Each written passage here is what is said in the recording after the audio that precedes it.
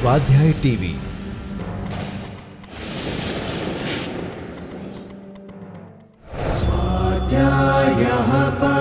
Doctor Baba Saheb Ambedkar open university.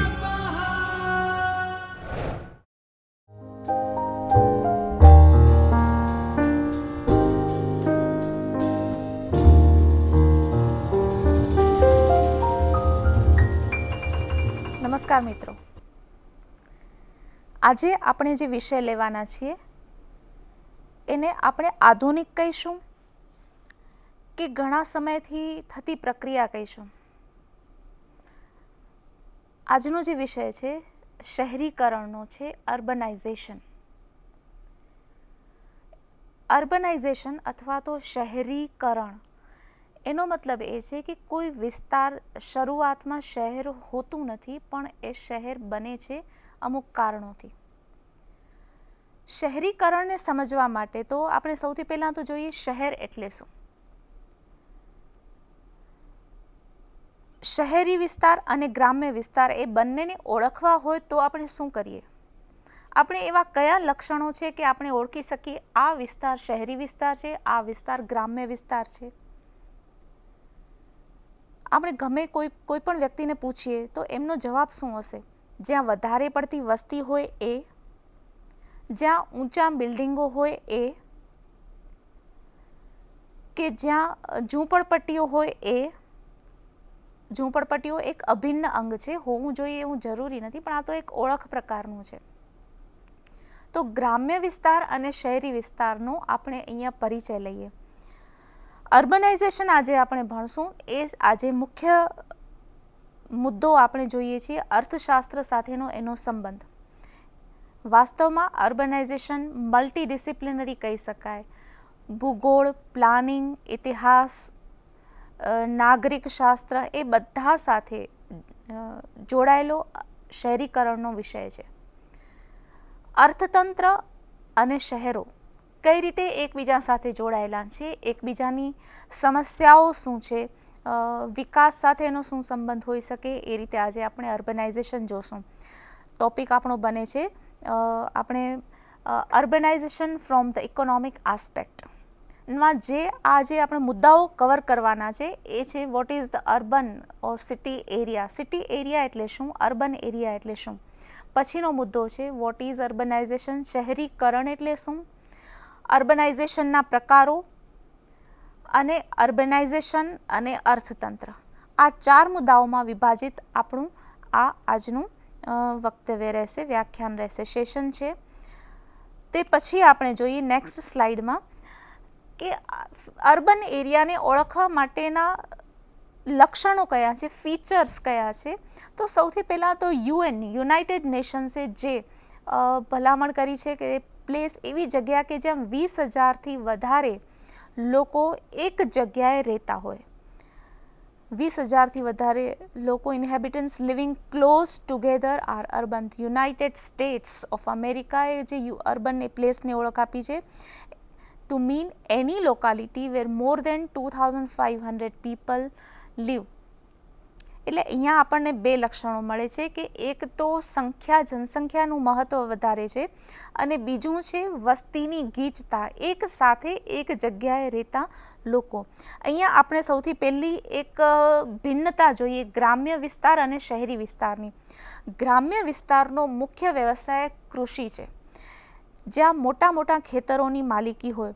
ધારો કે કોઈ વ્યક્તિ ખેડૂત છે, એનું પોતાનું એક માલિકીનું ખેતર છે, એ જે જગ્યાએ રહે છે એની ઘણા બધા અંતર સુધી, ડિસ્ટન્સ સુધી એની પોતાની જમીન હોય છે।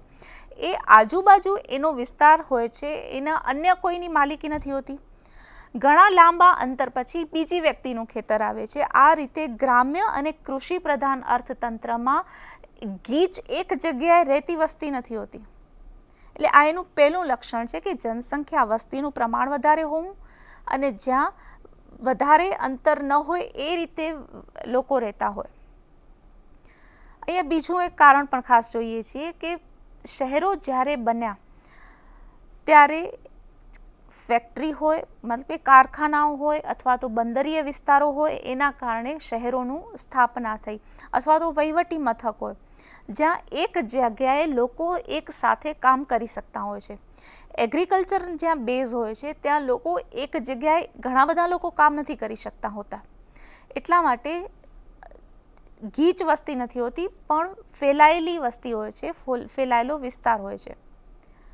અહીંયા બીજો પણ આપણે અર્થ જોઈએ છીએ કે શહેર એટલે એવો એરિયા કે જ્યાં 75% વધારે વસ્તી પોતાના આર્થિક ઉપાર્જન, પોતાની આવક કમાવા માટે બિન કૃષિ ક્ષેત્ર ઉપર આધારિત હોય. 75%થી કુલ વસ્તીનો 75%થી વધારે ભાગ જ્યારે બિન ખેતીનો આર્થિક વ્યવસાય કરતો હોય, ખેતી સિવાયની આર્થિક પ્રવૃત્તિઓ કરતો હોય, એને આપણે કહીએ છીએ શહેરી વિસ્તાર. અહીંયા 2 આપણે અત્યાર સુધીના લક્ષણો જોયા. હવે પછીની સ્લાઇડમાં એના લક્ષણો બતાવે છે કે where more than 75% of total population is engaged in non agriculture occupation. બીજો મુદ્દો આવે છે કે જ્યાં લોકો એક ગીચ એરિયામાં રહેતા હોય, ગીચ એક સાથે ઘણા બધા લોકો એક જ જગ્યામાં રહેતા હોય. ત્રીજો મુદ્દો આવે છે where basic civic amenities like means of mass transportation, education, health and entertainment are easily accessible. જ્યાં શિક્ષણ, વાહન વ્યવહારના સામૂહિક સાધનો, હેલ્થ, મનોરંજન જેવી સુવિધાઓ આસાનીથી ઉપલબ્ધ હોય એ વિસ્તારને આપણે શહેર તરીકે ઓળખીએ છીએ. આમ શહેરના મુખ્ય 3 લક્ષણો આપણે જોયા કે જ્યાં બિનકૃષિ વ્યવસાય હોય, જ્યાં વસ્તી એક જગ્યાએ ઘણી વસ્તી જમા થતી હોય, અને ત્રીજું જે નાગરિક જીવનની સુવિધાઓ હોય એ આસાનીથી મળતી હોય. તે પછીની સ્લાઇડ નેક્સ્ટમાં આપણે જોઈએ કે અર્બનાઇઝેશન એટલે શું, શહેર એટલે શું આપણે જોયું, અર્બન એરિયા એટલે શું આપણે જોયું. હવે અર્બનાઇઝેશન, શહેરીકરણ એટલે શું, શહેરોનું બનવું એટલે શું. તો urbanization is a process of population shift from rural to urban area. આમાં જ આપણે આ બીજો મુદ્દો પણ સમજી લઈએ કે gradual increase in the proportion of people living in urban area. એક સાથે અચાનક જ એક જગ્યાએ વસ્તી જમા નથી થઈ જતી, ક્રમશઃ વસ્તી એક જગ્યાએ વધે છે. જ્યારે કોઈ શહેરનો વિકાસ થાય છે ત્યારે એ શહેરની વસ્તી અચાનક લાખોમાં નથી થતી, પણ ધીમે ધીમે એનો વિકાસ થાય છે. Gradual increase in the proportion of people living in urban area. ત્રીજો મુદ્દો અથવા તો અર્બનાઇઝેશન શું કહી શકાય કે urbanisation is not just a modern phenomenon but a rapid and historic transformation of human social roots where by predominantly rural culture is rapidly replaced by urban culture. અહીંયા 3 મુદ્દાઓ ખાસ ધ્યાનમાં રાખવાના છે કે અર્બનાઇઝેશન એક પ્રક્રિયા છે, અર્બનાઇઝેશન ઘટના નથી કે થોડા સમયમાં એક ઘટના બની પૂરી થઈ ગઈ. અર્બનાઇઝેશન પ્રક્રિયા છે, પ્રક્રિયા હંમેશા લાંબો સમય સુધી ચાલતી હોય છે. બીજો મુદ્દો એવો આવે છે કે અર્બનાઇઝેશનને આધુનિક નથી કહ્યું, આ મોડર્ન ઘટના નથી. એ ઐતિહાસિક દ્રષ્ટિએ પણ આપણે જોઈએ છીએ. ભારતમાં બ્રિટિશ શાસન વખતે અથવા તો એનાથી પણ પહેલાં જ્યારે રાજાશાહી હતી અથવા તો બાદશાહો હતા એ વખતે પણ શહેરો વિકસ્યા હતા. તો જ્યાં આ બધી સુવિધાઓ હોય અને ક્રમશઃ જેનો વિકાસ થતો હોય એ અર્બન એરિયા આપણે કહી શકીએ. વસ્તી પણ સતત વસ્તીનું પ્રમાણ વધે છે. ધારો કે કુલ ભારતની વસ્તી હોય એમાં ગ્રામ્ય વિસ્તારમાં રહેતી વસ્તી અને શહેરી વિસ્તારમાં રહેતી વસ્તી, એમાં શહેરી વિસ્તારમાં રહેતી વસ્તીનું પ્રમાણ વધતું જાય, એને આપણે અર્બનાઇઝેશન કહી શકીએ છીએ. Next slide. હવે અર્બનાઇઝેશનને ઓળખવું કઈ રીતે કે આ શહેરીકરણ થઈ રહ્યું છે, કોઈ એક વિસ્તાર શહેરમાં પરિવર્તિત થાય છે.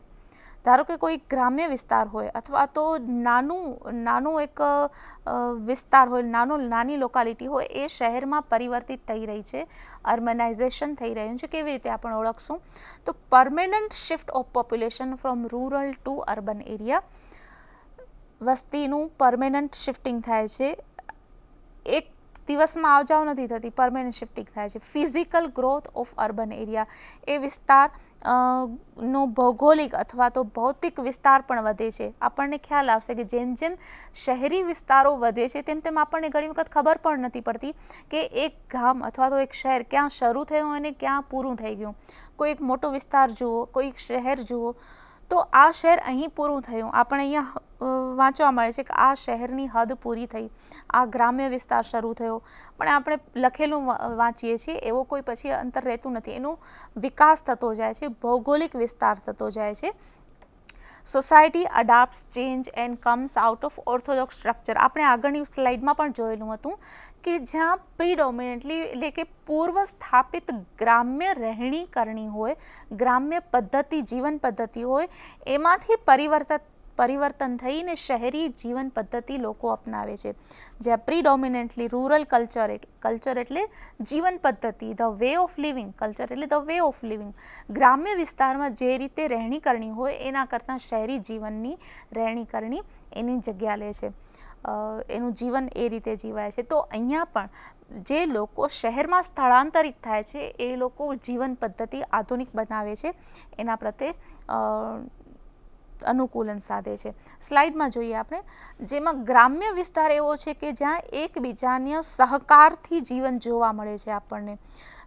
ગ્રામ્ય વિસ્તારમાં એક કરિયાણાની દુકાન હોય, એક હેર કટિંગ સલૂન હોય, એક ડૉક્ટર હોય, એક ટેલર હોય, આ બધાની રીતે ગ્રામ્ય જીવનનું અર્થતંત્ર એક બહુ સાદું અને એકબીજાના સહકારથી ચાલતું હોય એવું હોય છે. પણ કોમ્પિટિટિવ બિહેવિયર શહેરી વસ્તી અથવા તો શહેરી વિસ્તારનું એક ખાસ લક્ષણ છે કે ત્યાં સ્પર્ધાત્મક અર્થતંત્ર જોવા મળે છે.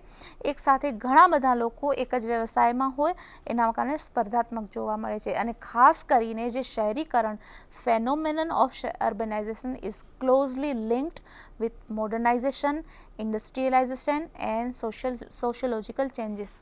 આધુનિકરણ, ઔદ્યોગિકરણ અને સામાજિક પરિવર્તન સાથે જોડાયેલો આ અર્બનાઇઝેશનની પ્રક્રિયા છે. અહીંયા આપણે 3 શબ્દો ઉપર ધ્યાન આપીએ. મોડર્નાઇઝેશન, શહેરી હંમેશા જે રૂઢિચુસ્ત રહેણી કરણી છે, રૂઢિચુસ્ત માન્યતાઓ છે, એમાંથી શહેરો બહાર આવે છે. આ એના સાથે ખાસ જોડાયેલી ઘટના છે કે જ્યારે શહેર અસ્તિત્વમાં આવે છે, શહેર બની રહ્યું છે, ત્યારે નવી આધુનિક વસ્તુઓને અપનાવે છે, આધુનિક જીવનશૈલી અપનાવે છે, વૈજ્ઞાનિક શોધોને અપનાવે છે. આ શહેરીકરણનું ખાસ લક્ષણ છે. બીજું ખાસ લક્ષણ છે ઔદ્યોગિકરણ, જ્યાં ઉદ્યોગોનો વિકાસ થયો છે, અથવા તો આપણે થોડુંક વધારે વિસ્તારથી કરીએ કે માત્ર ઉદ્યોગોની પણ બિન ખેતી આર્થિક પ્રવૃત્તિઓનો જ્યાં વિકાસ થાય છે, જ્યાં સ્થાપિત થાય છે, ત્યાં ઔદ્યોગિકરણ શરૂ થાય, અર્બનાઇઝેશન અસ્તિત્વમાં આવે છે. અને ત્રીજો ખાસ મુદ્દો છે સોશિયોલોજિકલ ચેન્જીસ, સામાજિક પરિવર્તન આવે છે. સામાજિક જે રૂઢિચુસ્ત માળખું હોય છે, ગ્રામ્ય વિસ્તારની અમુક માન્યતાઓ, અમુક જીવનશૈલી, એમાંથી બધા બહાર આવે છે. નેક્સ્ટ સ્લાઇડ આપણે જોઈએ, પેટર્ન ઓફ અર્બનાઇઝેશન. આપણે અહીંયા ફ્રોમ ધ હિસ્ટોરિકલ ઇન્ડિયા આપણે જોઈએ ભારતનું કેવી રીતે ભારતમાં શહેરો અસ્તિત્વમાં આવ્યા. આ એક બ્રિટિશ સમયનું ભારત છે, જ્યારે રિજનલ અથવા તો પ્રાંતિક શહેરો વિકસ્યા. કોલકાતા, મુંબઈ અને ચેન્નાઈ જે બંદરીય વિસ્તારો તરીકે વિકસિત થયા, જ્યાં પોર્ટ અથવા તો બંદરીય વિસ્તારોની જરૂર પડી, બંદરો વિકસાવવાની જરૂર પડી, ત્યાં આ 3 શહેરો અસ્તિત્વમાં આવ્યા. પછી જ્યાં રેલવે જંકશન, જ્યાં ભાગલપુર, મુગલસરાય, નાગપુર, કટક, આ બધા રેલવે જંકશનના શહેરો છે. પછી એગ્રીકલ્ચર, માર્કેટિંગ અને સ્ટોરેજ. જો અહીંયા એગ્રીકલ્ચર ખેતીની પ્રવૃત્તિ નથી થતી, પણ ખેતીનું વેચાણ અને ભંડારણ છે. એગ્રીકલ્ચર, માર્કેટિંગ એન્ડ સ્ટોરેજ, જેમાં ગયા, મેરઠ, લ્યાલપુર, આ બધા ક્ષેત્રો છે. શુગર પ્રોડક્શન સેન્ટર્સ, એમાં બસ્તી, પદરૂના, આ બધા ખાંડ ઉત્પાદનના કેન્દ્રો. મિનરલ, જ્યાં ખાણ અને ખનીજો મળે ત્યાં રાંચી, હજારીબાગ. આર્મી કેન્ટોનમેન્ટ જ્યાં હતા ત્યાં Dinapur, Peshawar, Poona. Hill stations, Darjeeling, Shimla. District administrative capitals, બધા જ જિલ્લાઓના મુખ્ય મથકો શહેરો તરીકે વિકસે છે. કઈ રીતે અને ક્યાં શહેરો અસ્તિત્વમાં આવ્યા? આપણે જોયું કે એ મુખ્યત્વે વ્યાપાર અને આર્થિક પ્રવૃત્તિઓના કેન્દ્ર તરીકે હતા. અનાજનું ઉત્પાદન થઈ ગયું, પછી એનું સ્ટોરેજ, એનું વેચાણ, એની નિકાસ, એના માટે ટ્રાન્સપોર્ટેશનના સાધનો જોઈએ, એના માટે પોર્ટ ફેસિલિટી જોઈએ, સ્ટોરેજ જોઈએ. આ બધા માટે જ્યાં જરૂર પડી ત્યાં ઘણા બધા લોકો એક જગ્યાએ ભેગા થાય.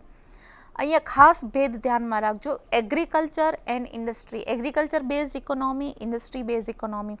એગ્રીકલ્ચર જ્યાં ખેતરો ફેલાયેલા હોય ત્યાં એક જગ્યાએ ઘણી બધી વસ્તી ભેગી થતી નથી. જ્યાં ઔદ્યોગિક પ્રવૃત્તિ થતી હોય ત્યાં ઘણા બધા લોકો એક જ જગ્યાએ કામ કરે છે. તે પછી વહીવટી મથક હોય ત્યાં બહુમાળી ધારો કે ભવન છે, ત્યાં ઘણી બધી ઓફિસો એક જગ્યાએ હોઈ શકે છે. જ્યાં કોઈ ફેક્ટરી હોય ત્યાં ઘણા બધા શ્રમિકો કામ કરી શકે છે. તો આવી કોઈ પ્રવૃત્તિ થતી હોય ત્યાં શહેરો વિકસે છે. એક ખાસ ધ્યાનમાં રાખવું જોઈએ કે શહેરો જ્યારે વિકસે છે ત્યારે કઈ જગ્યાએ વિકસે છે. તો એમાં માત્ર આર્થિક બાબતો ધ્યાનમાં નથી લેવાતી, અમુક જેમાં આપણે કહ્યું કે મલ્ટી ડિસિપ્લિનરી થાય છે, જેમ કે ભૌગોલિક પાસાઓ પણ છે જે શહેરીકરણ માટે અસર કરે છે. શહેરો કઈ જગ્યાએ વિકસ્યા છે? તો જ્યાં વાતાવરણ જીવન વિકસાવવા માટે અનુકૂળ રહ્યું છે. અતિશય વરસાદ પડતો હોય ત્યાં શહેરો ન વિકસે. જ્યાં બહુ ઓછો વરસાદ પડતો હોય, પાણીની તંગી હોય, ત્યાં પણ બહુ શહેરો વિકસે નહીં. અતિશય ઠંડી હોય, અતિશય ગરમી હોય, ત્યાં શહેરો વિકસે નહીં. આ બધું જ તાપમાન માફક સ્તરનું હોય તો શહેરો વિકસી શકે છે. તેવી જ રીતે જ્યાં આ બધી ફેસિલિટીઝ, જ્યાં પહાડી વિસ્તાર છે ત્યાં ટ્રાન્સપોર્ટેશન નહીં થઈ શકે, ત્યાં રેલવે જંકશન નહીં થઈ શકે, ત્યાં દરિયાઈ યાતાયાત નહીં થઈ શકે, તો ત્યાં પણ શહેરો વિકસતા નથી. મૂળભૂત રીતે જ્યાં આર્થિક વિકાસ કરવાની સંભાવનાઓ હોય છે ત્યાં શહેરોનો વિકાસ શક્ય છે. આમ એક પાસું તો આપણે જોયું કે શહેરો અને અર્થતંત્ર વચ્ચે શું સંબંધ છે. તો પહેલો તો એ કે આર્થિક પ્રવૃત્તિ કયા પ્રકારની થાય છે. જો વિસ્તાર મુખ્યત્વે એગ્રીકલ્ચર પદ્ધતિ, એગ્રીકલ્ચર પ્રવૃત્તિ કરતો હોય ત્યાં શહેરો નહીં વિકસે. બિન ખેતી આર્થિક પ્રવૃત્તિઓ થતી હોય ત્યાં શહેરોનો વિકાસ થાય છે, જેથી કરીને ત્યાં મોટા ભાગની વસ્તી બિન ખેતી પ્રવૃત્તિ કરતી હોય. 75% કરતાં વધારે વસ્તી બિન ખેતી આર્થિક પ્રવૃત્તિ સાથે જોડાયેલી હોય તે વિસ્તારને શહેર કહી શકાય. હવે પછી આપણે જોઈએ છીએ કે અર્બનાઇઝેશન શા માટે થાય છે, જરૂરી છે. શા માટે માત્ર ગ્રામ્ય વિસ્તારોમાં જ નહીં રહેવાનું? આપણે અત્યારે ઘણો પણ એવો ટ્રેન્ડ જોઈએ છીએ કે લોકો શહેરી જીવન કરતાં હવે શાંત ગ્રામ્ય વિસ્તારમાં રહેવાનું પસંદ કરે છે. તો ગ્રામ્ય વિસ્તાર જ શા માટેની, શહેરો શા માટે વિકસે છે?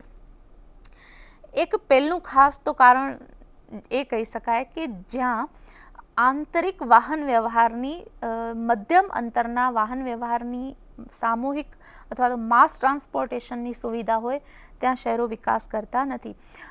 ઉદાહરણ તરીકે ધારો કે કોઈ એક જગ્યાએ ફેક્ટરીની સ્થાપના થઈ, ત્યાં 5 કિલોમીટરથી કરીને 25 કિલોમીટર સુધી આંતરિક વાહન વ્યવહાર સારો હોય તો કોઈ વ્યક્તિ ત્યાં એક દિવસમાં જઈને પાછું પોતાના ઘરે આવી શકે. એને પરિવાર સાથે ત્યાં શિફ્ટ થવાની જરૂર પડે નહીં. પણ જ્યાં આંતરિક વાહન વ્યવહાર જો વિકસિત ન હોય ત્યાં આ રીતે શહેરો વિકસે છે. આ એક આપણે જ્યારે આગળ આ જ ચેપ્ટરમાં આપણે આગળ જોઈએ કે શહેરીકરણની જે સમસ્યાઓ છે એને નિયંત્રણમાં લેવું હોય તો કઈ રીતે લઈ શકાય. એમાં આપણે લઈ શકીએ જો વાહન વ્યવહાર જો વિકસતો હોય તો શહેરીકરણ જ્યાં ગીચ વસ્તી છે, એક હદથી વધારે વસ્તી સમસ્યા ઉત્પન્ન કરે છે, એને અટકાવવી હોય તો આ રીતે આંતરિક વાહન વ્યવહાર વિકસાવવો જોઈએ તો શહેરીકરણ અટકી જાય. પણ અહીંયા આપણે અત્યારે પહેલાં જોવાનું છે કે શહેરીકરણ એકચ્યુઅલી શા માટે થાય છે. સ્લાઇડમાં આપણે જોઈએ કે લ્યોર ફોર ઇકોનોમિક ઓપોર્ચ્યુનિટીઝ, એટ્રેક્શન, આર્થિક પ્રવૃત્તિઓના ઘણા બધા વિકલ્પો મળે છે. ગ્રામ્ય વિસ્તારમાં કોઈ વ્યક્તિને આર્થિક પ્રવૃત્તિ કરવી હોય તો એટલા બધા વિકલ્પો નથી. ખેતી કરે અથવા તો એને લગતો જ કોઈક નાનો એવો વ્યવસાય કરે, પણ શહેરી વિસ્તારોમાં રોજી મેળવવા માટે ઘણા બધા વિકલ્પો મળે છે. સેવા ક્ષેત્ર છે, ઉદ્યોગો છે, ઘણા બધા વિકલ્પો મળે છે. બીજું કારણ છે in case of loss of degradation of farmland and pasture land due to development or conflicts to search alternative occupation. જ્યારે ખેડૂતો પોતાની જમીન ગુમાવે છે અથવા તો જમીન ખેતી લાયક નથી રહેતી અથવા તો ઘાસચારાને લાયક નથી રહેતી ત્યારે વિકાસના કારણે આપણે જ્યારે ઘણું જોયું હશે કે જ્યારે રિંગ રોડ બનતા હોય છે ત્યારે આસપાસની જમીન ખેતીની હોય કે ગમે તે હોય તે શહેરોમાં સમાવી લેવામાં આવે છે. તો આ રીતે જ્યારે વિકાસ થઈ રહ્યો હોય એના કારણે કોઈ વ્યક્તિ જમીન ગુમાવે ત્યારે પોતાની જે રોજી આવકનો આધાર હોય જમીન એ ગુમાવતા એને શહેરોમાં જ ફરવું પડે છે વિકાસ અથવા તો રોજગારીની શોધમાં. Attraction of pleasure of urban areas, શહેરોનું આકર્ષણ જ હોય છે લોકોને, કે જેમ મનોરંજન મળે, બાળકોનું શિક્ષણ માટે સુવિધાઓ ઉપલબ્ધ હોય, ઘણી બધી રીતે શહેરોનું આકર્ષણ હોય છે લોકોને. Ease of access of civic amenities like means of mass transportation, health, education, entertainment etcetera. લોકોને સ્વાસ્થ્ય, ઘણા ગ્રામ્ય વિસ્તારો એવા હોય છે કે જ્યાં સ્વાસ્થ્યની સુવિધાઓ નથી હોતી. બીમાર હોય તો 10 કિલોમીટર આગળ જવું પડે, હોસ્પિટલ મળે પણ વાહન વ્યવહારની સગવડ ન હોય. તો આ શિક્ષણ છે કે આવી જે બેઝિક જરૂરિયાતો છે, માનવ જીવનની પ્રાથમિક જરૂરિયાતો, એના કારણે લોકો શહેરોમાં રહેવું વધારે પસંદ કરે છે. શિક્ષણ, સ્વાસ્થ્ય, મનોરંજન અને વાહન વ્યવહારના સાધનો. સ્લાઇડ ઉપર એક નજર કરીએ. Two experience new freedom. હમણાં આપણે આ એક ખાસ મુદ્દો જોયો કે જ્યાં સામાજિક પરિવર્તન છે, જ્યાં રૂઢિચુસ્ત માળખામાંથી સમાજનું જીવન પરિવર્તિત થઈને આધુનિક જીવનશૈલી અપનાવે છે, એક નવી જ સ્વતંત્રતાનો અનુભવ થાય છે શહેરી જીવનમાં. એને કારણે પણ લોકો ગ્રામ્ય કરતાં શહેરી જીવન વધારે પસંદ કરે છે. નેક્સ્ટ સ્લાઇડ જોઈએ કે અર્બનાઇઝેશન એકચ્યુઅલી ખાસ તો અન્ય કોઈ પણ મુદ્દા કરતાં એક ખાસ મુદ્દો જોવાનો છે કે urbanisation provides enormous opportunity for optimum resource utilisation and thus for sustainability. શહેરો એક તક પૂરી પાડે છે, એક અસંખ્ય તકો પૂરી પાડે છે જે સાધનોનો મહત્તમ ઉપયોગ થઈ શકે. કોઈ પણ વસ્તુનો યોગ્ય ઉપયોગ કરવો અને મહત્તમ ઉપયોગ કરવો એક જ વ્યક્તિ માટે. ધારો કે કોઈ પણ સારી સર્વિસ, એક સારા, આપણે ઘણી વખત એક જોઈએ છીએ કે શા માટે કોઈક સારા લોયર છે કે સારા ડૉક્ટર છે ગ્રામ્ય વિસ્તારમાં નથી હોતા. એક મોટી મલ્ટી સ્પેશિયાલિટી હોસ્પિટલ ગ્રામ્ય વિસ્તારમાં શા માટે નથી હોતી. એક અતિ આધુનિક સ્પોર્ટ્સ કોમ્પ્લેક્સ ગ્રામ્ય વિસ્તારમાં કેમ નથી હોતું. અથવા તો કંઈ પણ આપણે એને કોઈ પણ સુવિધાઓ જોઈએ તો શહેરોમાં કોઈ પણ સાધન અથવા તો સ્કિલ, આવડત, કુશળતા, એનો મહત્તમ ઉપયોગ થાય એની તકો પડેલી છે. અત્યાધુનિક મોંઘા ઉપકરણોવાળી અને કોમ્પ્લિકેટેડ સર્વિસ આપતી હોસ્પિટલ ગ્રામ્ય વિસ્તારમાં હોય તો એના લાભ કેટલા જણા લઈ શકશે. વાહન વ્યવહારની અગવડ હોય, પેશન્ટ્સના વિશે ઇન્ફ્રાસ્ટ્રક્ચર, બીજું આધારભૂત માળખું ન હોય, સંદેશ વ્યવહારની સુવિધાઓ ન હોય, તો આ બધી જ સગવડોનો યોગ્ય ઉપયોગ થઈ શકતો નથી.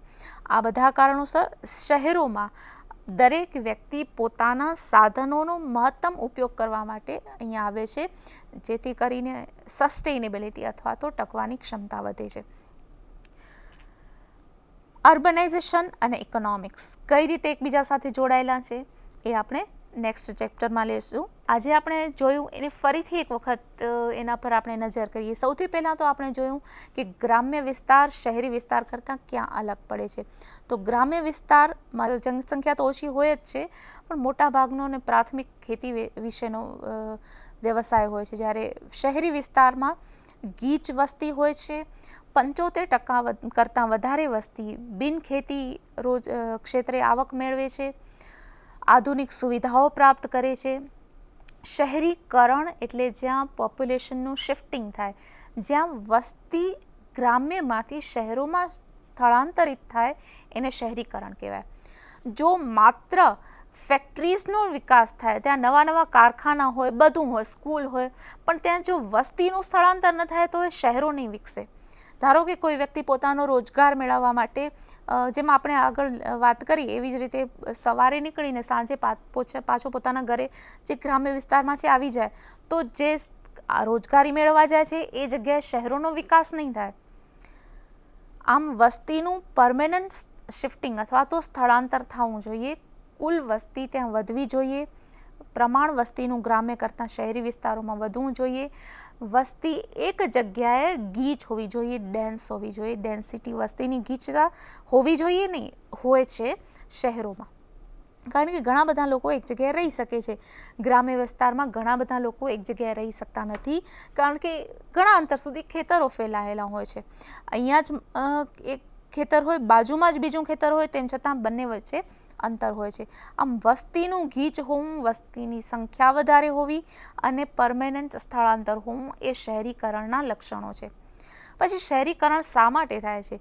તો નવી નવી આધુનિક સુવિધાઓનો અનુભવ કરવા માટે, સ્વતંત્રતાનો અનુભવ કરવા માટે આ બધા સામાજિક કારણો છે. મુખ્ય કારણ આપણે અર્થતંત્ર, જેમ આપણે જોયું કે ઇકોનોમિક્સ એન્ડ અર્બનાઇઝેશન બંને વચ્ચે શું સંબંધ છે, તો બંને એટલા માટે કે આર્થિક તકો ત્યાં વધારે પડેલી છે. ગ્રામ્ય વિસ્તારમાં એગ્રીકલ્ચર પ્રોડક્શન થઈ શકશે, પણ એના સાચવવા માટે કોલ્ડ સ્ટોરેજ જ્યાં હશે ત્યાં શહેરી વિસ્તાર ડેવલપ થશે. જ્યાં મોટું બજાર હશે કૃષિ ઉત્પાદનોનું ત્યાં શહેરી વિસ્તાર હશે. જ્યાંથી એગ્રીકલ્ચર પ્રોડક્શન, અનાજ, ફળો, ફૂલ જ્યાં નિકાસ થતા હશે ત્યાં શહેરી વિસ્તાર હશે. તો આ બધાને કારણે marketing, storage, transportation, education, health, entertainment, administration આ બધાના કારણે શહેરી વિસ્તારોમાં પ્રાથમિક સુવિધાઓ ઉપલબ્ધ હોય છે. વસ્તી એ જગ્યાએ પરમેનન્ટ કાયમ માટે રહેવાનું પસંદ કરે છે, મતલબ કે ગ્રામ્યમાંથી શહેરી વિસ્તારમાં સ્થળાંતરિત થવાનું પસંદ કરે છે. એ પોતાના જૂના રૂઢિચુસ્ત માળખામાંથી બહાર આવે છે. આ બધું એકસાથે હોવું જરૂરી છે. જો કોઈ વ્યક્તિ શહેરમાં રહેતી હોય અને એની શહેરી જીવનશૈલી ન હોય એવું બને નહીં. જ્યારે કોઈ પણ વ્યક્તિ, પરિવાર અને સમાજ શહેરી જીવન અપનાવે છે ત્યારે શહેરીકરણ થાય છે. આમ શહેરીકરણના ઘણા બધા પાસાઓ છે. શહેરીકરણ જેમ જેમ વિકસતું જાય છે તેમ તેમ આપણને ખ્યાલ છે કે ઘણી બધી સમસ્યાઓ ઊભી થાય છે. ટ્રાન્સપોર્ટેશનની સુવિધા ઉદાહરણ તરીકે આપણે લઈએ, કોમ્યુનિકેશનની સુવિધા જેમ કે લઈ શકીએ, શિક્ષણ અને સ્વાસ્થ્યની સુવિધાઓ જેમ કે લઈ શકીએ, આ બધી જ એક હદ સુધી આપણને સારી રીતે મળે છે. પણ જો વસ્તી હદ કરતાં પણ વધી જાય તો શહેરીકરણની સમસ્યા ઉત્પન્ન થાય છે. તો શહેરીકરણના પ્રોબ્લેમ્સ શું છે, અર્થતંત્ર અને વહીવટી તંત્ર એનો કઈ રીતે ઉપાય લાવી શકે, અને અત્યારે સસ્ટેનેબલ સિટીઝનો જે કોન્સેપ્ટ આપણે અપનાવીએ છીએ કે કઈ રીતે શહેરો ટકી શકે. શહેરો ટકવાનો એટલે અહીંયા આપણે અર્થ શું થશે એનો પણ આપણે નેક્સ્ટ ટાઈમ સમજ મેળવશું. અને જે નવો જ કોન્સેપ્ટ છે રૂરલ અર્બન એટલે શું, અહીંયા પણ આપણે નેક્સ્ટ આપણા ચેપ્ટરમાં જોઈશું. Thank you. स्वाध्यायः परमं तपः.